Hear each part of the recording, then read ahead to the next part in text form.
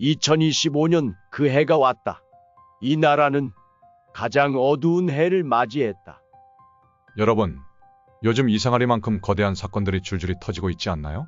자연재해, 시스템 마비, 정치 혼란, 경제 위기. 도대체 왜 지금 이 모든 것이 한꺼번에 몰려오는 걸까요? 정말 단순한 우연일까요?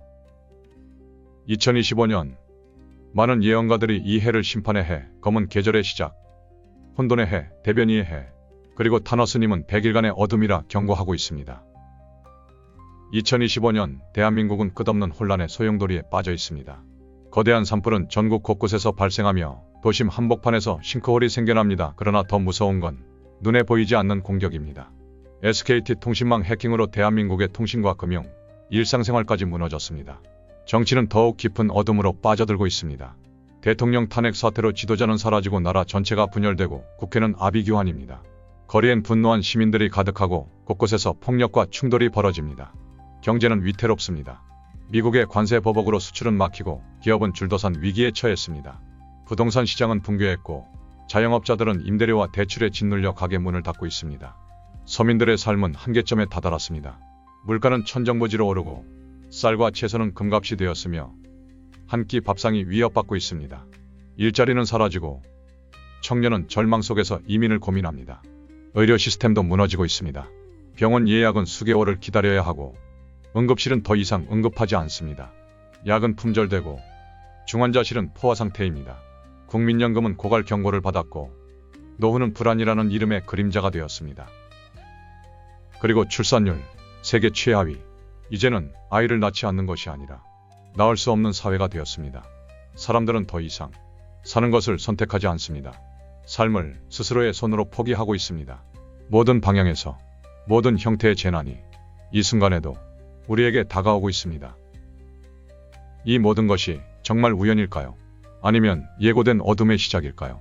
지금 우리는 물러날 곳이 없습니다. 모든 방향에서 모든 형태의 재난이 한꺼번에 몰려오고 있습니다. 2025년, 이 해를 수많은 예언가들은 각기 다른 이름으로 불렀습니다.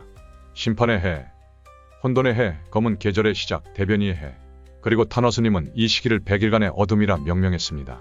그뿐만이 아닙니다. 조선시대의 비밀서 정감록은 고통의 시대가 지나면 새로운 이름을 가진 인물이 나타나 세상을 이끈다고 기록했습니다.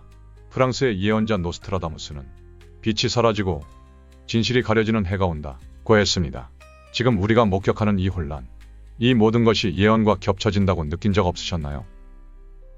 고통의 끝에 빛이 온다. 새로운 이름이 세상을 깨운다. 산불은 산을 삼킨 게 아니라 우리의 무력함을 드러낸 것이었습니다. 홍수는 단순한 물난리가 아니라 도시가 더 이상 대비할 수 없는 상태임을 말해줍니다. SKT 통신망의 마비는 눈에 보이지 않는 현대 문명의 취약함을 드러낸 징조였고 탄핵과 거리의 분노는 사회가 더 이상 중심을 잡지 못하고 있다는 상징이 되었습니다. 경제는 계속해서 곤두박질치고 부동산 시장은 붕괴 직전이며 청년들은 미래가 보이지 않아 이민을 고민합니다. 이 모든 현상은 단지 뉴스가 아닙니다. 그 자체로 하나의 징조일지 모릅니다. 한 예언 연구자는 이렇게 얘기합니다. 타너스님은 2025년을 거대한 전환점이라 보셨습니다. 그 100일간의 어둠은 혼란이지만 동시에 선택의 시간입니다. 노스트라다무스가 말하는 빛이 사라지는 해. 이 추상적인 말은 지금 현실에서 피부로 느껴집니다. 해킹으로 일상이 정지되고 정치적 진실은 온갖 정보 속에 뒤섞여 가려집니다. 경제는 사람들의 기대를 무너뜨리고 신뢰는 서서히 꺼져갑니다. 예언은 우리에게 답을 주지 않습니다. 하지만 중요한 질문은 던져줍니다. 우리는 이 어둠 속에서 어떤 길을 택할 것인가? 징조는 속삭인다. 그러나 귀 기울이는 자만이 길을 찾는다. 예언은 신비로운 책이 아니라 우리가 외면해온 현실의 거울입니다. 2025년 대한민국은 그 거울 앞에 서서 스스로를 직면하고 있습니다. 이제 우리가 묻지 않으면 안 됩니다. 이 혼돈은 정말 끝을 향하고 있는가? 아니면 이제 시작일 뿐인가? 한 역사학자는 이렇게 말합니다. 정감록은 분명 고통 뒤에 희망을 말하지만 그 희망은 누가 만들어주는 것이 아니라 우리가 선택하는 것입니다. 이 모든 재난과 혼란, 해킹, 탄핵, 경제위기, 그리고 전쟁의 그림자까지 모든 불안은 하나의 지점으로 수렴하고 있습니다. 바로 2025년 대선입니다. 단순한 지도자 선출이 아니라 국가의 운명을 가를 갈림길이 우리 앞에 다가오고 있습니다. 선택이 운명을 가른다. 그 날이 다가온다. 지금 우리는 분노하고 있습니다.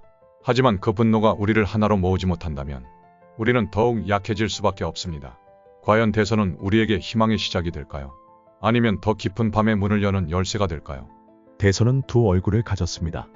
분열을 키울 수도 있고 국민을 하나로 묶을 수도 있죠. 자영업자는 무너진 생계에서 다시 일어설 기회를 찾고, 청년은 가능성과 미래를 꿈꿉니다. 노인은 안정된 마지막 시간을 원하고, 부모는 아이의 미래를 지키고자 합니다. 하지만 현실은 갈등의 소용돌이입니다. SNS는 분노로 가득하고, 정치인은 서로를 겨누고 있으며, 북한의 위협은 여전히 우리 머리 위에 떠 있습니다.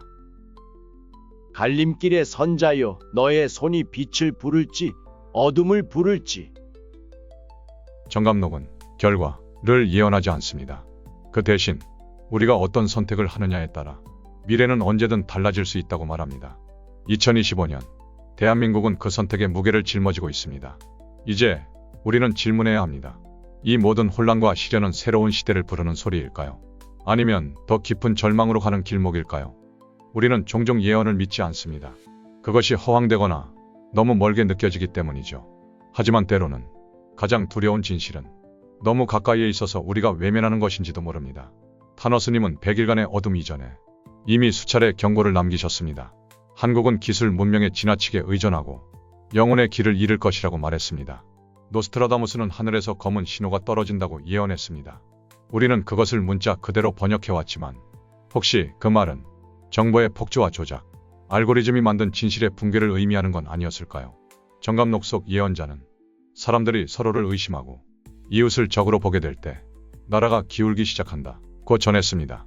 지금 대한민국은 적이 누구인지도 모르는 상태로 서로를 향해 분노를 쏟고 있습니다. 예언은 신비한 말이 아닙니다. 그것은 우리가 무시한 경고, 외면한 질문, 그리고 오랜 세월을 거쳐 반복되어 온 인간의 패턴에 대한 기록일지도 모릅니다. 여기는 미스테리 리포트 엑스파일입니다. 우리는 혼돈 속에서 진실을 추적하고 어둠 속에서 길을 찾습니다. 불안과 혼란, 그 깊은 어둠 속에서도 우리는 여전히 묻습니다. 이 시대의 징조는 어디를 향하고 있는가? 그리고 당신은 그 안에서 어떤 선택을 하려 하는가? 분열과 절망이 가득한 지금, 그 어느 때보다 중요한 건 깨달음과 선택입니다. 그 선택은 단지 한 표, 하나의 판단이 아니라 우리 모두의 미래를 짊어지는 행위일지도 모릅니다. 이 어둠 속에서 당신은 어떤 길을 택하시겠습니까? 그 대답은 지금 당신의 마음속에 있습니다.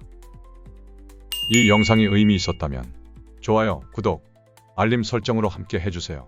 당신의 클릭 하나가 이 진실의 여정을 멈추지 않게 하는 힘이 됩니다. 기억하거라.